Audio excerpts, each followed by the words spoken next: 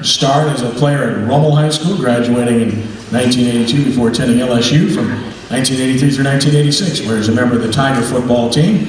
Now serves as a financial advisor for Edward Jones Investments. And now ranked 6th in the nation, LSU travels to Oxford to face Ole Miss Saturday at 6 p.m. Please give a warm quarterback club welcome to Jeff Brignac. Jeff.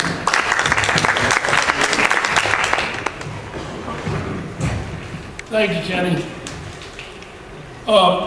I appreciate that I don't have to follow Rick daily, but even following Frank Monica is tough, so I'll try not to embarrass myself, as one of my friends told me. I was in Shreveport all weekend, so I had to watch the game on TV, so I wrote the speech in advance. And I wrote it like this: great game by Mettenberger, need a better run game, defense is too young, they make too many errors, we have too many penalties, and the Tigers win in a shootout. So I'll throw that speech away, come up with a whole new one. It was very interesting to watch the game this weekend, and of course the people around me in the hotel probably enjoyed it as much as anyone, because I'm screaming at the TV as I usually do. Tigers won a hard-fought victory over a pretty darn good football team. I think one of the interesting things you'll note about it is you say, okay, well, Tigers were playing at home against, arguably the best defense in the SEC, whereas we were on the road against Georgia, where we lost that game in a shootout. I think maybe if Georgia were at home, we might have been able to win that one too. Obviously, playing in Tiger Stadium is a huge advantage for LSU. But I think more than anything is the quarterback from Florida is nowhere near the quarterback for Georgia, or future games we're going to have to play against Texas A&M or Alabama. So we'll hope that the defense is now the defense that we're used to seeing at LSU over the last X number of years. We'll see. We'll see this weekend to start with, because Ole Miss is pretty darn good, as I watched that game Saturday night. Obviously, much better running game by LSU this week. I think it's apparent to anybody who watches Jeremy Hill is a whole different class of running back than anybody else we have at LSU right now, and thank goodness he's there. One thing, of course, near and dear to my heart: the offensive line.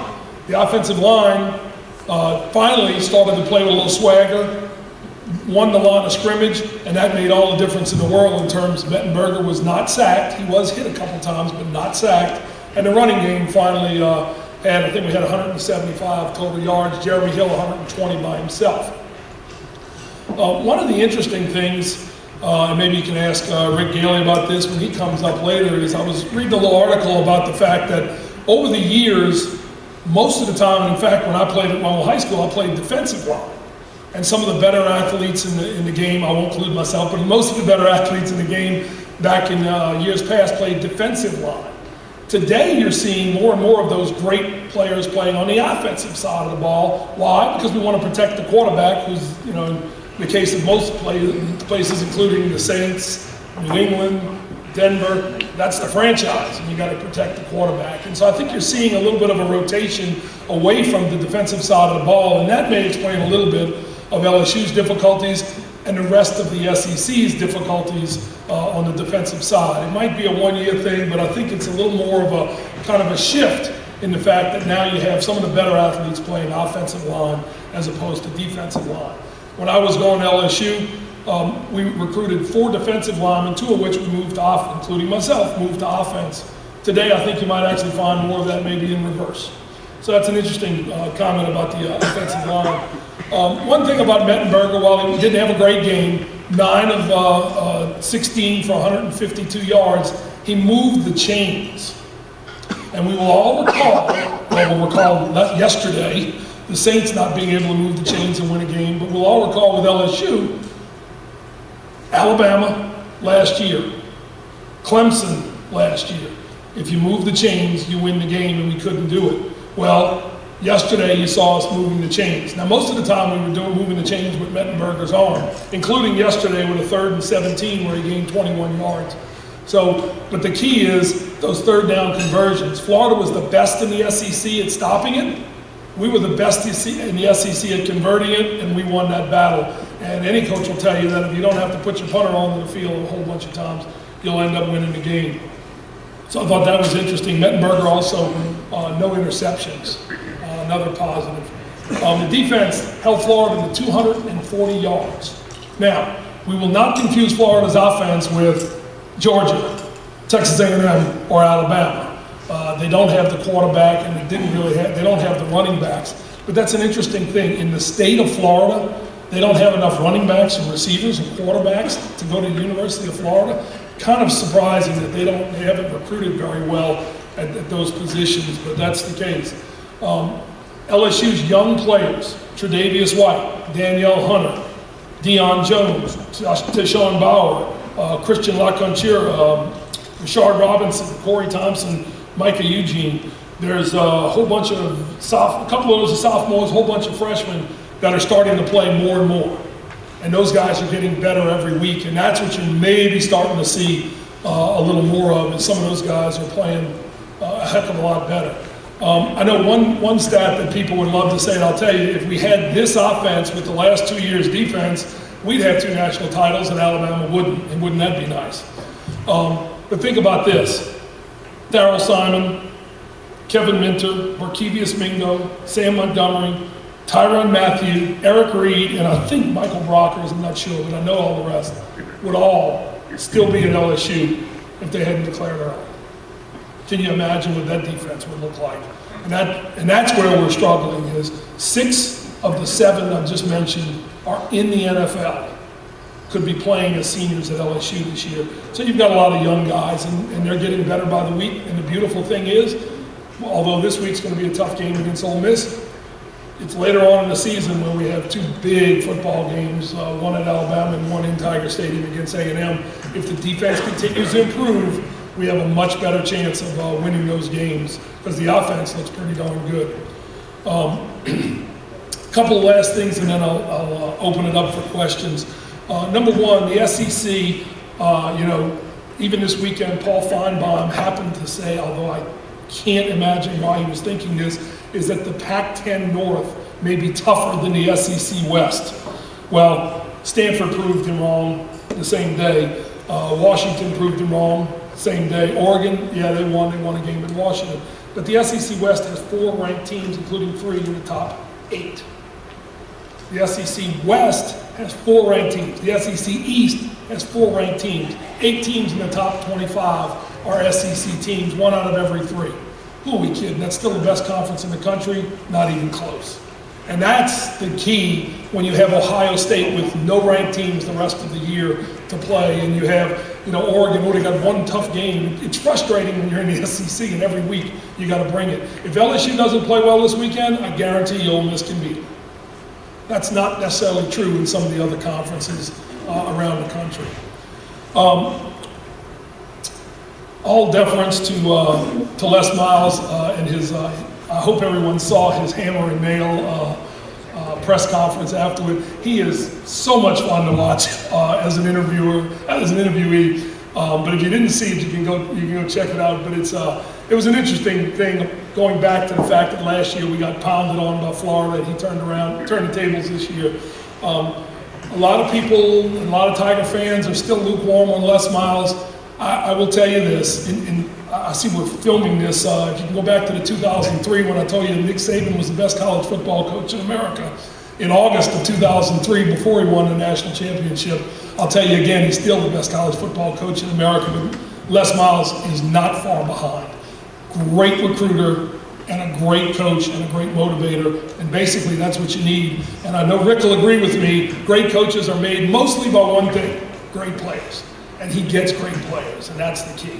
Last comment about coaching and whatnot, Bob Stoops probably should have paid more attention to what he was playing this weekend than talking about the SEC and how poor our defenses were. And boy, did he learn a valuable lesson in a short period of time, and I'm enjoying just being able to dig it, even if he never hears about it.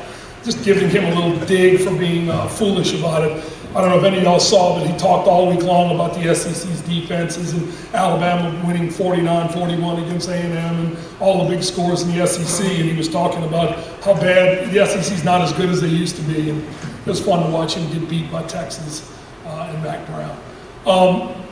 This weekend, LSU with Ole Miss, you saw how good Ole Miss played this past weekend against A&M, had a chance to win the game.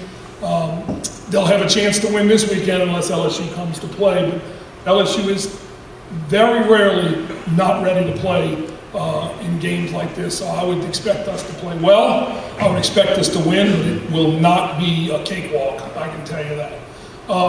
Let's open it up to questions. That's all I had. Yep, Kenny? Oh. Raise your hand if you have one. Oh, that's easy. There you go. You're good. Yeah. When they talk in the broadcast about Daniel Hunter being a player that will be dominant once he figures it out, what does that mean? When will I be? Yeah, well, what does that mean? Oh, what does that mean? Oh. Once you figure it out. Yeah, once he figures it out. Well, Dan, he's a sophomore. A lot of times when you're playing in the SEC, and I certainly can remember back to my days there, is you're the big man on campus when you're in high school. There's nobody even close. You watch Leonard Fournette play on the weekend and you say, oh my goodness, he's a man among boys.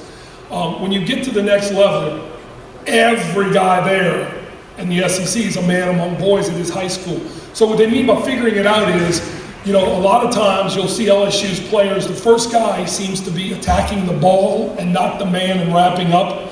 You'll see Danielle Hunter having outside containment and running inside because the running back steps in. Well, the running back stepping in on purpose to move you in so he can run out. And so it's those things. If you have outside containment, you push the man into the hole and you stay outside. And what we want to do is throw the guy and run inside, which makes a perfect hole on the outside. So it's things like that in terms of figuring it out. Defenses are complicated today. It was even back then, but even more so today. And that's what you saw with Georgia. We kept blowing assignments with our DBs because they're all sophomores and freshmen trying to figure out what each other's doing and what the defense was that was called. So it's more than just Danielle Hunter figuring it out, but it's knowing the defense so much so that you don't have to think. If you have to think in the SEC, they're running right by you. And that's what was happening, and that's what's happened, in the Georgia game. Maybe we'll get another shot at them if we can play well the rest of the way, because I think we had a chance to win that game and could have won it then. So maybe we'll get another shot in the Georgia Dome. Any others? Nothing else? Oh, Doug? I was going to say, in the Georgia game, it seems like obviously Aaron Murray's throwing the ball all over the place, and we were confused. To me, when you get confused, put pressure on the quarterback, play man-to-man, you can't be confused. You got the guy right in front of you, that's who you cover. So somebody's going to be going somebody. And you even saw in the Florida game, I yelled at the TV once, when Florida's quarterback, who obviously is inexperienced, threw for first down on got a 3rd-12 conversion, he got somebody, he was just standing there. And immediately I was like, can we blitz the guy? Don't let him stand there. We're rushing 4 guys, we couldn't get pressure. Well, then they kind of changed a little bit, and they started putting pressure on him. And the guy who's a little bit more experienced that has to hurry was throwing the ball over people's heads and into the ground and so forth. So hopefully, maybe we're going back to simplifying things and trying to put pressure at them with more than just the front 4 guys, I guess is what I'm saying. Yeah, I would think he probably did simplify, but he certainly should have had it simplified already. We aren't good enough, not to be a simple. I'm too young to be not simple.